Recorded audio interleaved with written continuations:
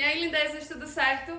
Resolveram já o outro assunto, quando a gente falou de soma de ângulos, de multiplicação, de divisão, escreveram tudo certinho? Bora continuar no capítulo ainda de ângulos?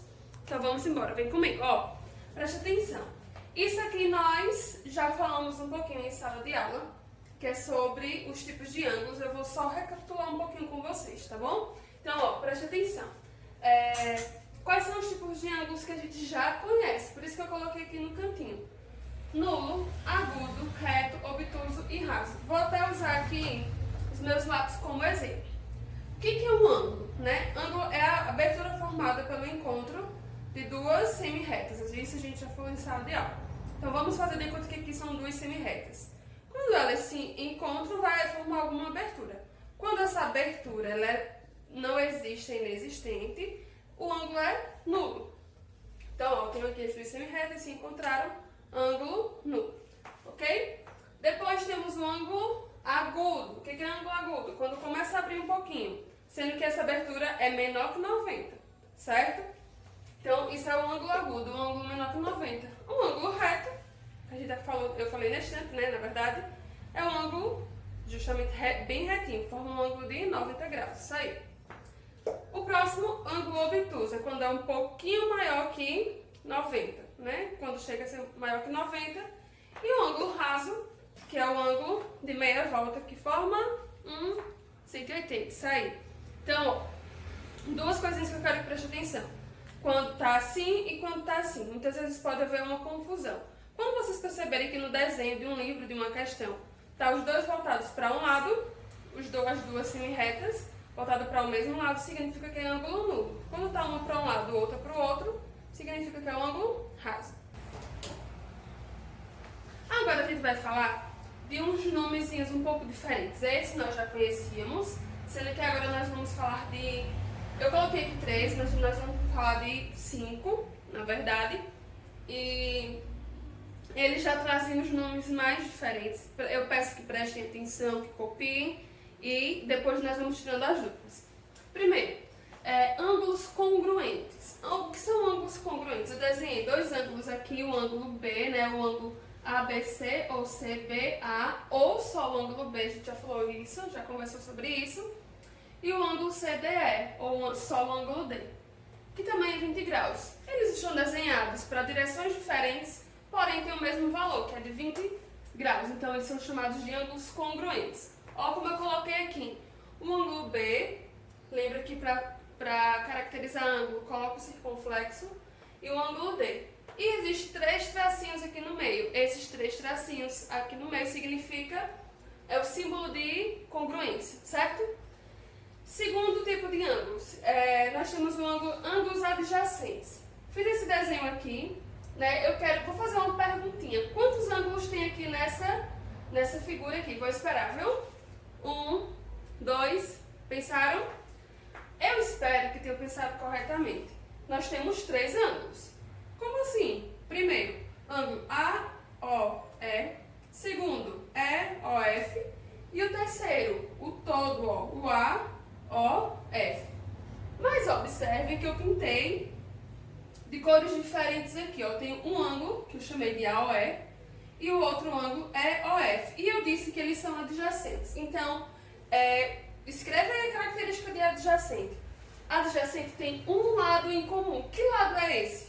O lado OE. Observe, ó, que esse lado OE está tanto para o primeiro ângulo, como para o segundo ângulo, ok? Mas qual é a segunda característica importante? A parte do meio deles não é igual, não tem nenhum ponto interno em comum. Ou seja, essa parte interna daqui, ó, que eu fiz de azul, essa parte interna todinha, é diferente dessa parte interna aqui, ó, do AOE. Não são partes que são iguais. Então, característica de adjacente, eles possuem um lado em comum, certo? Porém, as partes internas são diferentes. Então, essa é a principal característica. Terceiro tipo de ângulos, esse aqui a gente vai usar bastante.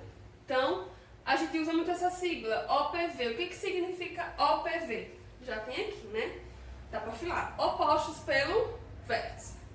O que significa isso? Oposto, um está de um lado, outro está do outro, obviamente. E pelo vértice, lembra lá, o que é vértice? É o pontinho, né? O encontro de duas retas, duas semi-retas. Então, onde é que essas duas retas se encontram? Aqui no vértice O. E nesse vértice O, quantos ângulos se formam? 4. Ó, 1, 2, 3, 4. Observe que os opostos, que eu fiz de cores diferentes, opostos. Quem é o oposto desse lado? Esse daqui. Quem é o oposto desse? Esse. Eles são opostos e eles têm a mesma medida. Essa é a principal característica dos ângulos OPV. Mais uma vez, qual é a característica dos ângulos OPV? Eles são congruentes, ou seja, a gente falou aqui em cima, eles têm a mesma medida. Então, se eu chamar isso aqui de A, e eu chamar esse aqui de B, esse aqui de C e esse aqui de D. O A é o OPV de quem? Do C, certo? O A e o C são OPV. E significa que eles são congruentes. Se eu disser que aqui é 60, o C também vai ser 60. E o B e o D também são opostos pelo vértice. Então, significa que eles também têm a mesma medida, que D é igual a B, ok? Então, esses são os ângulos que a gente precisa saber. E os outros dois, eu disse que são 5, não é isso? Os outros dois que faltam, só vou apenas falar com vocês, dá para vocês pegarem rápidos, são os ângulos complementares e suplementares. Vocês passam aí, escrevem e prestem atenção. Depois de escrever, preste atenção, volta para cá. O que são ângulos complementares? Ângulos complementares são aqueles que juntos dão 90 graus. Agora, professora, é 45, 45? Não, pode ser, pode sim, mas pode ser 50 e 40, pode ser 60 e 30, certo? Pode ser 20 e 70. Uma coisa, professora, 30, 30 e 30? Não, só são dois ângulos, apenas. Não são 3, não são 4, são 2, ok? Então, é um par apenas de ângulos. E suplementar, muito fácil. Complementar 90, suplementar 180. São dois ângulos que juntinhos dão 180, um ângulo raso, certo? Então, 90 90, né, o óbvio. Temos 120 e 60. E por aí vai. Então, anotado, né? Vamos revisar. Primeiro tipo de ângulo congruentes. Um símbolozinho aqui significa de mesma medida. 2, adjacentes. Significa que tem um lado em comum, porém a parte interna não é igual.